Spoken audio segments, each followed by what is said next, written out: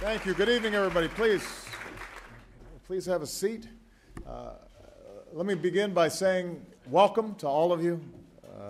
I'm so glad that all of you were able to attend. I want to acknowledge members of the Diplomatic Corps. We have members of Congress here, including Keith Ellison and Andre Carson. Where's Andre? He's usually not hard to miss. There you go. Leaders from my administration and guests from all across our nation. And to all of you, and to Muslim Americans all across the country and around the world, Ramadan Kareem. Here at the White House, we now have a tradition of celebrating the sacred days of our various faiths, and these are occasions to reflect on the teachings that so many religions share, to celebrate the diversity that defines our country, and to reaffirm one of our most deeply held beliefs, that here in America and around the world, people should be free to choose the God that they worship, however they choose, to practice their faiths freely, or to practice no faith at all. For Muslims, Ramadan is a time of reflection, a chance to demonstrate one's devotion to God through prayer and through fasting.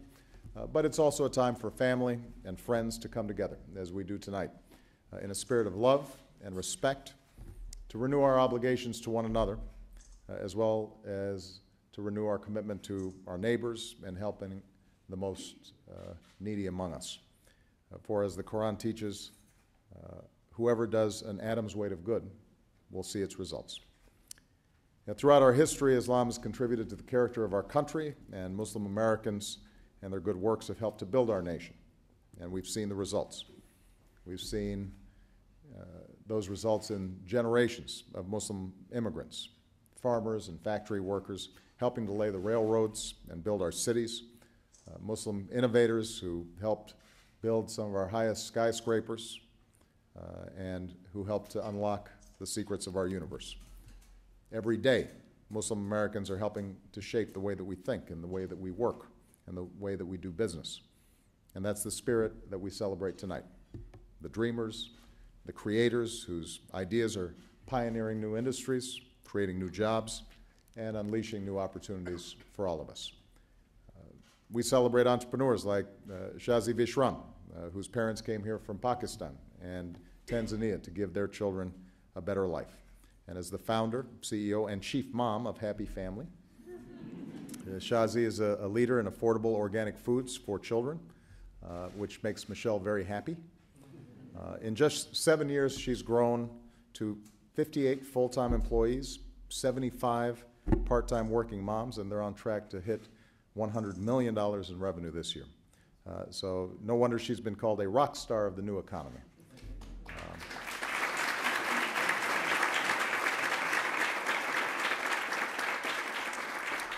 By the way, every time that they sell one of their products, they contribute to global efforts to end child hunger. So Shazi's not only just an outstanding businesswoman, but also a leader that all of us can emulate. We celebrate innovators like Anum Hussain.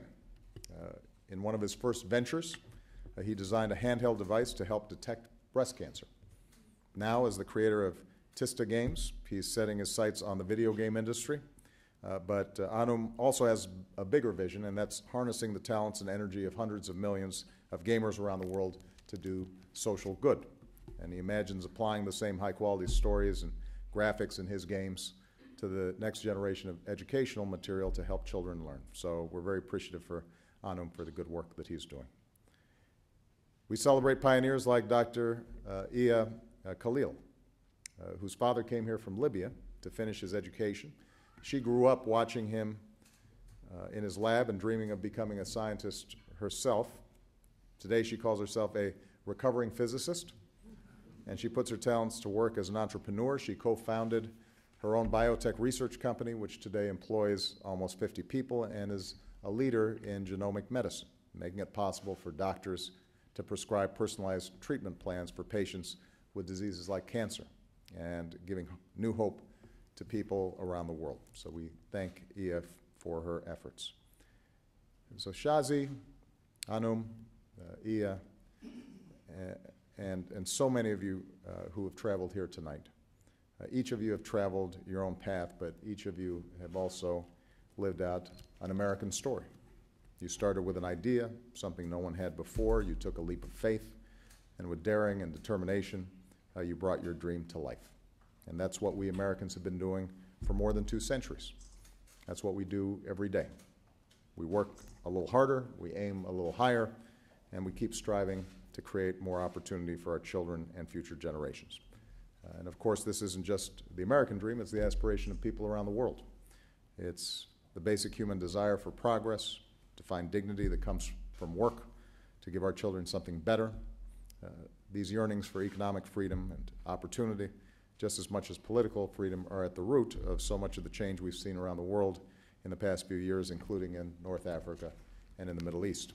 And that's why, even as we support citizens seeking to determine their own destiny, a key part of our engagement with Muslim communities around the world has to be supporting economic opportunity and entrepreneurship.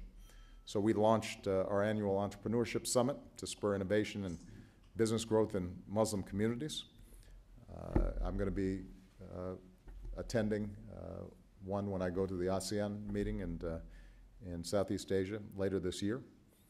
In my second term, we're going to keep helping young entrepreneurs pursue their dreams and create opportunities, the kind of prosperity that can transform lives around the world.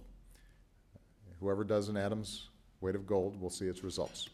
And when I look around the room tonight, beyond the communities you represent, I see all the profound good that's been accomplished. So all of us are seeing the results of your good work, the opportunities to create for your colleagues and your communities and for our country. So I want to thank you for what you do and for reminding us that our nation is stronger and more successful when we harness the talents of all Americans, no matter where we come from or what we look like, what our last names are, or how we pray. So God bless you all. May you and your families have a blessed Ramadan. And with that, I know people are hungry. Let's eat. Thank you.